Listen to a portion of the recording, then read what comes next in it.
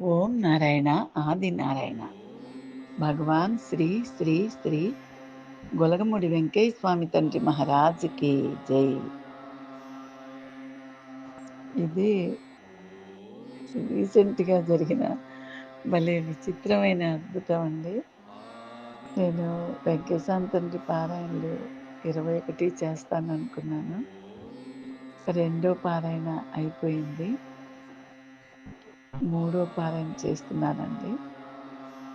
మా అబ్బాయి హుబ్లీ సిద్ధారూఢ స్వామి తండ్రి దగ్గరికి వెళ్ళారు. అక్కడ ఏదో వాడి ఉద్యోగ నిమిత్తమై పని ఉండి ఆ మహాత్ముని కూడా చూసి వచ్చారు, సిద్ధారూఢ స్వామిని.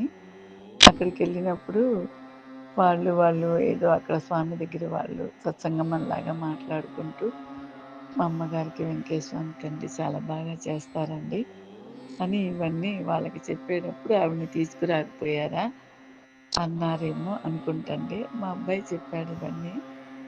లేదండి, ఆవిడకి పాపం మోకాళ్ళ నొప్పులు, ఎక్కువ నడవలేదు అని చెప్తే అప్పుడు వాళ్ళు ఇది ఫలానాది చాలా బాగా పనిచేస్తుంది నాయన, ఇక్కడ అందరు ఇదే వాడతారని చెప్పి ఒక సీసాను మోకాళ్ళ నొప్పులు, ఒక చెంచా మందు, 2 చెంచాలు కొబ్బరి నూనె రాసి 2 కలిపి రాసుకుంటే చాలా బాగా తగ్గుతుందని ఆ స్వామివారి దగ్గర వాళ్ళు చెప్పారటండి.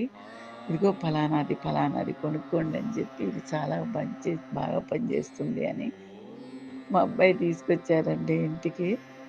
తీసుకొచ్చాక దాన్ని పిల్లలు ఏమన్నా పాడు చేస్తారేమో ఏదో సీసా అనుకుని అని చెప్పి దాచిపెట్టానండి. ఎక్కడ దాచిపెట్టానో తెలీదు. దాదాపు అది తెచ్చి కూడా స్వామివారి సిద్ధారూఢ స్వామి తండ్రి పాలరాతి విగ్రహం లాంటిది కూడా తీసుకొచ్చారు. అది కూడా స్వామివారి పూజా మందిరంలో పెట్టుకున్నాను. తర్వాత వాడు ఇది తీసుకొచ్చి 15 రోజులు, 10 రోజులు అవుతోందండి. ఎక్కడ పెట్టానో ఈ 10 రోజుల నుంచి వెతుకుతున్నా నాకు అస్సలు కనిపించలేదండి. రోజు వెతకటం, రాసుకుందాం, అయ్యో స్వామివారి దగ్గర నుంచి తెచ్చారే, అక్కడి నుంచి వచ్చింది, అసలు ఎక్కడ పెట్టాను నేను అని చాలా ఇల్లంతా వెతికానండి. నాకెక్కడా కనిపించలేదు. తర్వాత ఇలా వెతికి విసిగిపోయి చివరికి అప్పుడు గానీ నేను వెంకటేశ్వర తండ్రికి చెప్పుకోనండి. ముందు నా ప్రయత్నం నేను చేస్తాను. తర్వాత స్వామి ఎక్కడ పెట్టావయ్యా నువ్వు? నాకు ఎక్కడ ఎతికినా కనిపించట్లేదు స్వామి. నాకు మోకాళ్ళ నొప్పులు అవి రాసుకుంటే కొంచెం రిలీఫ్‌గా ఉంటుంది. మహానుభావుడి దగ్గరికెళ్తే ఇచ్చి పంపించారు. అది ఎక్కడ పెట్టుకున్నానో తెలియట్లేదయ్యా. ఎక్కడుందో చెప్తే అరిగిపోతావా స్వామి నువ్వు అని చాలా ప్రేమగా వెంకటేశ్వర తండ్రికి చెప్పుకున్నానండి. తర్వాత అది వరకు ఇలాగే నా కళ్ళజోడు, అది కళ్ళజోడు పెట్టుకుంటే గానీ నాకు అక్షరాలు కనిపించవండి. అది ఎక్కడో పెట్టటం, మర్చిపోవటం, దానికోసం రోజులు వెతకటం. ఇక ఏదన్నా చదువుకోవాలంటే పారాయణ ఇంకా ఆపేసేదాన్నండి. కళ్ళజోడు లేక నామం చేసుకుంటూ కూర్చునేదాన్ని. అప్పుడు గూడా ఇలాగే స్వామి నా కళ్ళజోడు ఎక్కడ పెట్టావు స్వామి అంటే స్వామివారు చెప్పేసేవారండి. అలాగే ఇప్పుడు గూడా స్వామివారిని అంత చక్కగా చెప్పేవాడివిగా స్వామి, 10 రోజులు, 15 రోజుల నుంచి వెతుకుతున్నాను. ఎక్కడా కనిపించట్లేదు. నా మీద కోపం వచ్చిందా స్వామి నీకు అని కళ్ళమ్మట నీళ్లు పెట్టుకుని ఏడ్చేసేదాన్నండి. అన్ని రోజుల నుంచి వెతుకుతున్నా కనిపించట్లేదు నాకు. స్వామి ఎక్కడ పెట్టానో చెప్పు తండ్రి, తెలియపరచు నాయనా అని ఏడుపొచ్చేస్తుందండి. అది ఆగదు. ఎందుకంటే ప్రతి చిన్న విషయం నేను స్వామి దగ్గరే పెట్టుకుంటాను. ఏదన్నా నొప్పొచ్చినా ఆయన దగ్గరే పెట్టుకుంటాను. విభూది రాయటమో, లేకపోతే గ్లాసులో నీళ్లు తీసుకుని చిటికెడు విభూదేసి స్వామివారి నామం చేసుకుంటూ అది తాగటమో తగ్గాలని, ఇలాంటివి చాలా వరకు ఇంట్లోనే స్వామివారి విభూదితోనూ, ఆయన అఖండ దీపంలో నూనెతోనే తగ్గిపోయేవండి. మోకాళ్ళ నొప్పులు బాగా వచ్చి పట్టేసిన ఆయన అఖండ దీపంలో నూనె రాస్తే నాకు తగ్గిపోయేదండి. అట్లాగే ఇది ఎక్కడ పెట్టావు స్వామి అవన్నీ అంత బాగా ఉండేది. కళ్ళజోడు ఎక్కడ పోయిందో చెప్పేవారివి. ఇప్పుడు ఎక్కడుందో చెప్పటం లేదు. నీకేమన్నా కోపం వచ్చిందా తండ్రి? నేనేదన్నా తప్పు చేశానా? అని చాలా బాధపడుతూ వెంకటేశ్వర తండ్రి దగ్గర చెప్పుకున్నానండి. నాకు స్వామివారు స్వప్న దర్శనమిచ్చి, "అమ్మ ఫలానా చోట సందులో పెట్టుళ్ళా నువ్వు.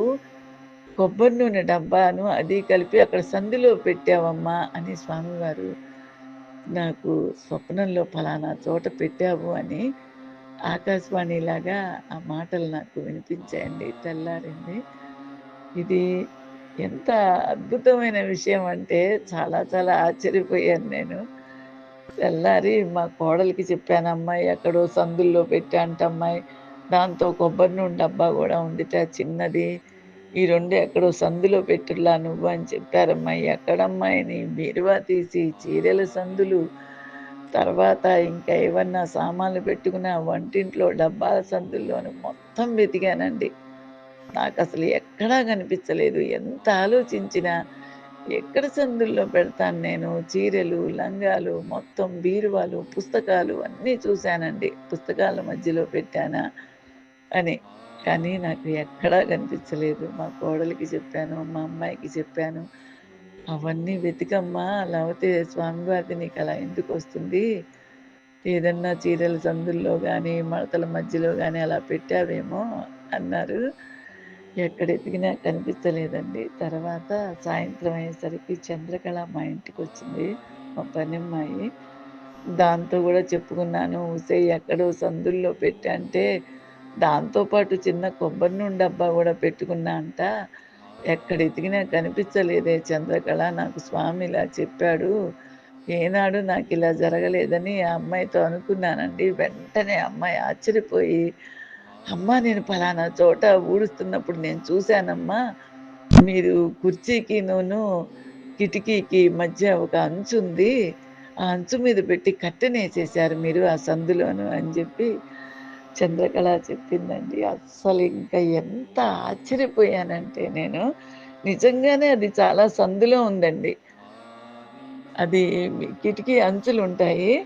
నేను ఈ కిటికీలు అవన్నీ తుడుస్తూ, ఊడుస్తూ ఆ కుర్చీ లాగి ఊడ్చేటప్పుడు ఆ కర్టెన్ తీసి కిటికీ పట్టీల మీద గూడా ఊడుద్దామని కర్టెన్ తీశానండి. తీసేసరికి కుర్చీకి, కిటికీకి మధ్యలో ఉన్న సందులో నేను మొన్న చూశానండి 2, 3 రోజుల క్రితం అని జెప్పి, అమ్మాయి ఎమ్మటే అక్కడికెళ్ళి తీసుకొచ్చిందండి ఆ 2. నేనెంత ఆశ్చర్యపోయానంటే అండి, అబ్బా! స్వామివారు ఎంత అద్భుతమా! నేనే అపార్థం జేసుకున్నాను స్వామిని, కోపం వచ్చిందా తండ్రి అని. ఎంత అద్భుతంగా చెప్పారా అని ఎంత ఆనందపడిపోయానండి. మా అబ్బాయి, మా కోడలు, కూతురు అందరూ ఆశ్చర్యపోయారండి. అసలు చంద్రకళ అయితే చెప్పంగానే ఇంకా ఆశ్చర్యపోయిందండి మా పనమ్మాయి. ఆ స్వామివారి లీలలు, అద్భుతాలు, పిలిస్తే పలికే దైవం మహానుభావుడు. ఆయన రుణం నేను ఎన్ని జన్మలకి తీర్చుకోలేనండి. ఓం నారాయణ, ఆది నారాయణ. భగవాన్ శ్రీ శ్రీ శ్రీ గొలగమూడి వెంకయ్య స్వామి తండ్రి మహారాజుకి జై.